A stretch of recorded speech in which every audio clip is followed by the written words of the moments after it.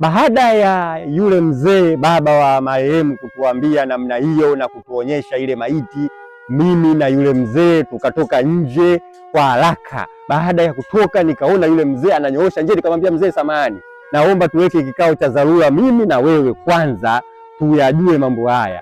Tukasogea pembeni, tukawa tunaongea mimi na yule mzee ambaye niliingia naye ndani, yule mzee wa pale kijijini. Mzee, tunafanyeje kuhusu hili? Alafu haya mambo mzee ni vipi? Mzee ananiambia, sikiliza, hii dunia ina mambo mengi sana. Mimi na umri wangu huu, kwa sababu alikuwa mzee kabisa, miaka 70 80, nimeyaona mengi sana. Hapa cha kufanya, tunaangalia mimi na wewe kwa mara ya pili ile maiti ndani.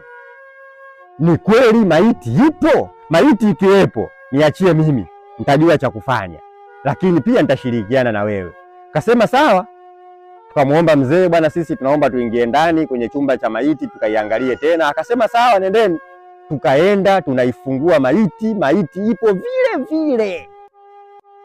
Yaani vile vile ni mtu ambaye kapata ajali, alirudishwa hospitali na jinsi alivyokuwa vile vile, kwamba ana majeraha, yani ile kuunganishwa ile baada ya kupasuka ile yuko vile vile.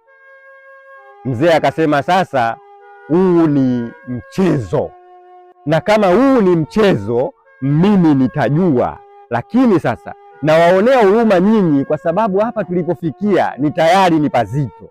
Sasa sielewi nini cha kufanya kwa haraka, kwa sababu mnaweza mkakaa huku hata wiki ikafika.